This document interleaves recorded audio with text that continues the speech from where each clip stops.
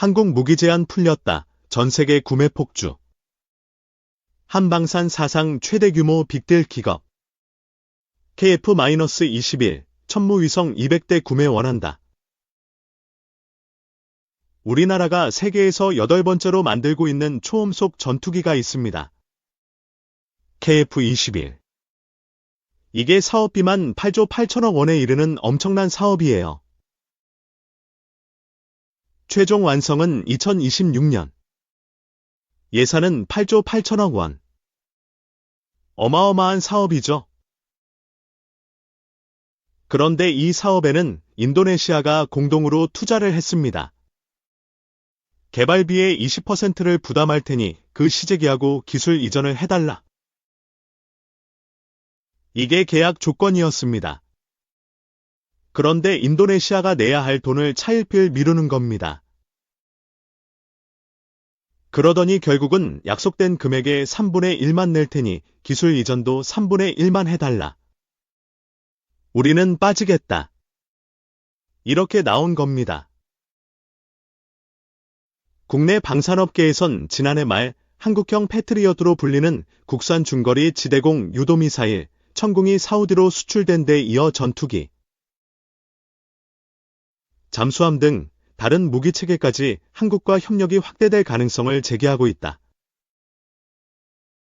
사우디가 최근 들어 무기 수입선을 미국, 유럽 등 서방 선진국에서 한국, 중국 등 국가로 선회하려는 모습을 보이는 점도 호재란 분석이다. KF-21 블록 -3분에 관심 보이는 사우디. 실제 사우디는 국내 방위산업 활성화를 위해 2016년 발표했던 장기 국가발전 프로젝트 비전 2030를 진행 중이다. 비전 2030에 따르면 사우디 군장비 구매 예산에서 사우디 국내 생산품 구입 비중을 점진적으로 늘려나갈 계획을 세우고 있다. 2030년까지 글로벌 방산 분야에서 25위 내 진입. 주요 방산 제품의 50% 국산화가 목표다.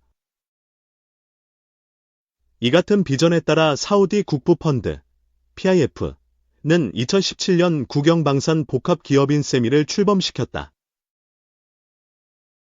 현재 세미는 군 장비에 대한 유지보수 서비스, MRO를 비롯해 군용차, 항공기 등의 현지 생산을 추진 중이다. 특히 무기의 국산화를 위해 해외 방산기업의 기술 이전, 사우디 내 생산을 유도하고 있는 상황이다. 미, 독, PC주의의 거부감, 한중 반사 이익 가능성. 6세대 전투기는 한국 외에도 미국, 유럽, 일본 등 무기 선진국을 중심으로 개발이 한창 진행 중이다. 그렇다면 사우디는 한국과 손을 잡으려는 다른 이유가 더 있다는 뜻이 된다. 방산 전문가들은 미국 및 유럽의 정치적 올바름을 내세운 전투기 판매에 사우디가 염증을 느낀 문제가 있다고 지적한다. 대체 이게 무슨 어이없는 상황인가 싶은데요. 자세한 이야기 군사 전문가 통해서 들어보죠. 사성 장군 출신입니다. 민주당 김병주 의원 어서 오십시오. 오늘은 정말 군사 전문가 입장에서 설명을 좀 쉽게 해주셨으면 좋겠는데요. 일단 KF-21 개발 사업 어떤 건가요? KF-21 사업은 사실 우리의 꿈이죠. 우리 손으로 우리의 전투기를, 첨단 전투기를 만든다는 사업인데 사실 한국형 초음속 전투기를 만드는 사업이고 지금 완성이 돼서 시제품이 시험평가하는 단계에 있습니다. 그래서 26년이면 완성이 되고 우리 군에 26년도에 배치가 될 예정입니다. 그렇군요.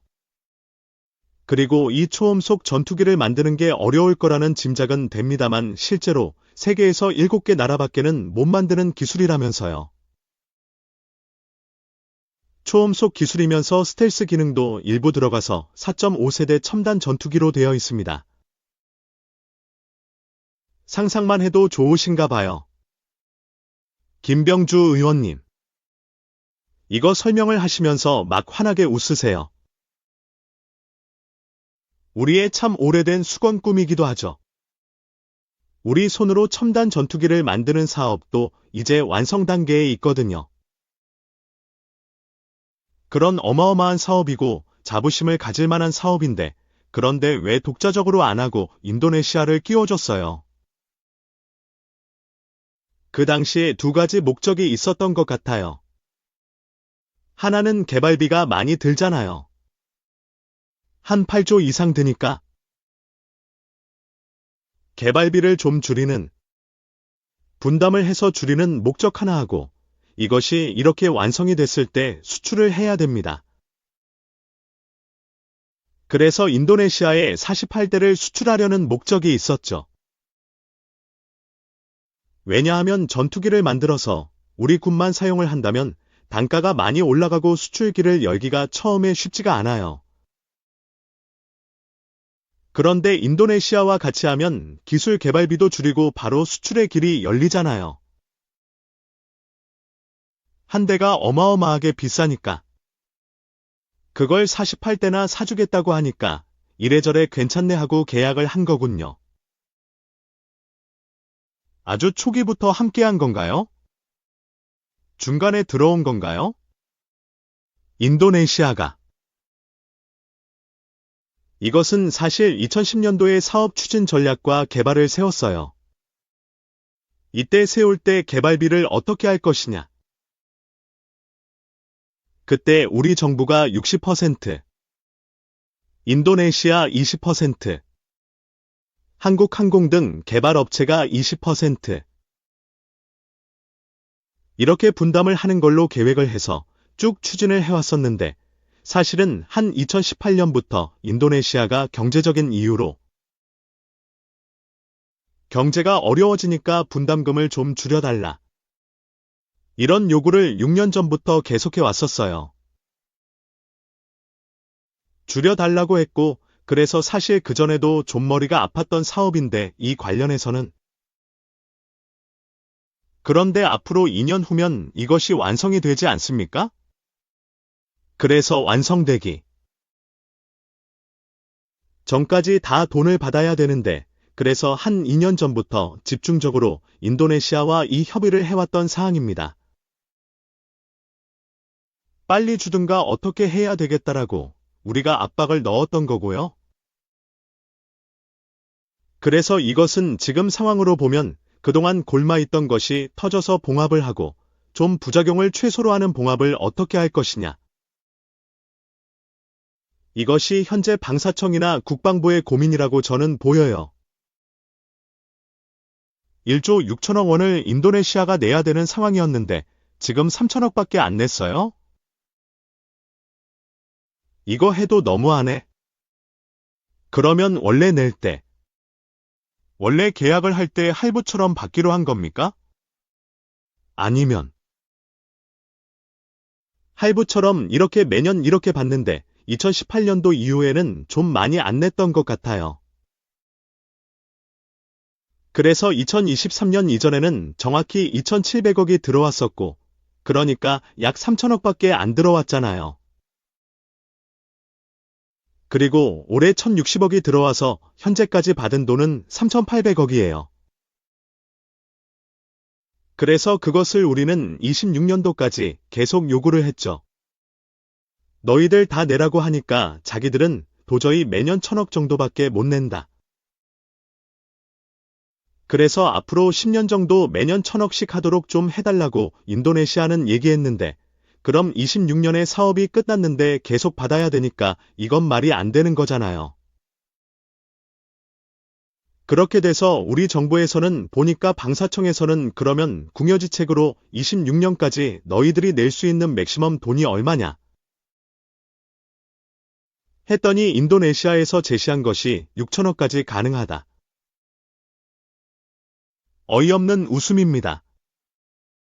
여러분, 6천억까지 우리가 낼 수 있으니 기술 이전도 3분의 1만 해다오. 지금 이게 인도네시아 얘기라면서요. 그러니까 6천억까지 낼 수밖에 없으니까 우리 방사청에서는 그러면 여러 가지 그동안 했던 거의 기술 이전도 줄이고 또 시제기도 하나 주기로 했습니다. 그런 것도 줄 수가 없고 이런 입장이죠. 그러니까 꼭 인도네시아에서 3분의 1만 달라는 것보다는 6천억 받으면 우리도 6천억 이하로 줘야 되잖아요. 그래서 그런 것들을 2년에 걸쳐서 이렇게 밀고 당기고 이런 협의를 해왔던 것 같고 방사청은 그러면 이런 것들에 대해서 국방부도 조금 국민들께 공개를 하고 이렇게 됐어야 되는데 다 합의가 거의 이루어지는 단계에서 밝혀지니까 국민적으로 우려가 크지 않습니까? 3분의 1만 낼 테니 3분의 1만 기술 이전해 달라라는 인도네시아의 요구를 우리가 지금 거의 받아들인 단계예요? 저는 봤을 때 거의 합의가 됐고 5월 말이나 6월 달에 최종 결정이 남았습니다. 최종 결정은 방위산업추진위원회. 위원회에서 결정을 하거든요. 그래서 그 결정 단계가 남아 있다라고 보이고요. 이것은 사실은 제가 봤을 때는 봉합을 하더라도 부작용을 최소로 해야 된다. 자칫 국익 차원에서 봐야 되는 거죠. 그러니까 기술 개발비가 이렇게 어이없이 안 내더라도 48대를 판매할 수 있는 길을 뒷문을 열어놔야 된다.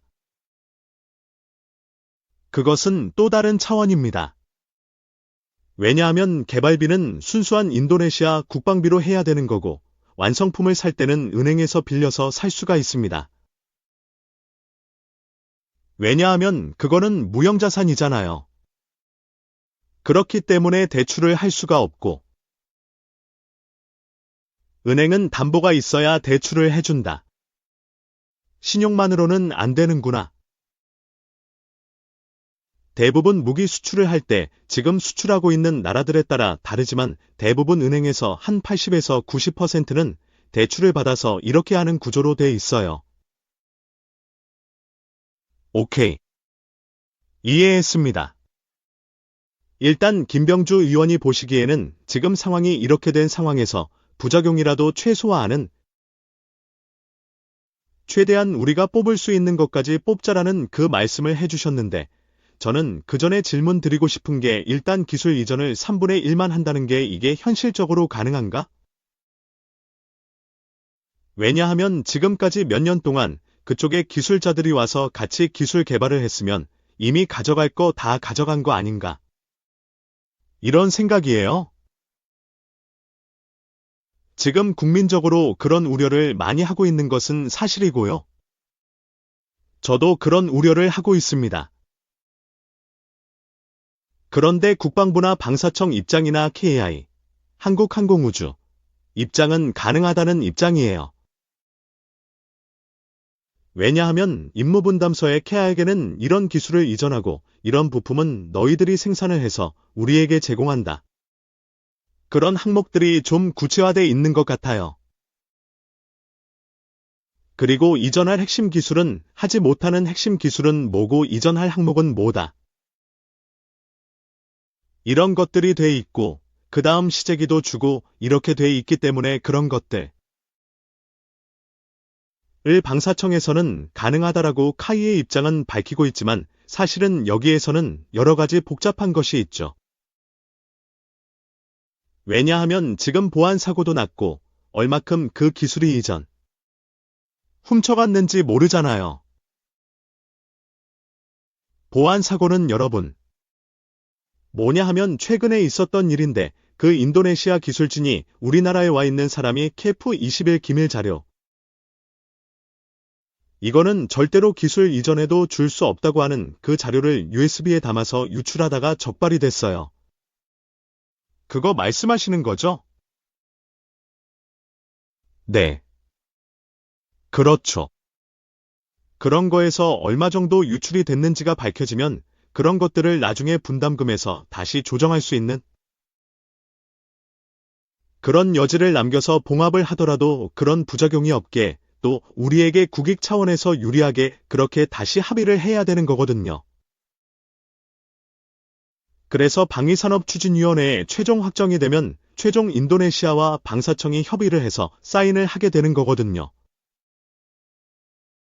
기존 계약을 수정 보완한 계약서로.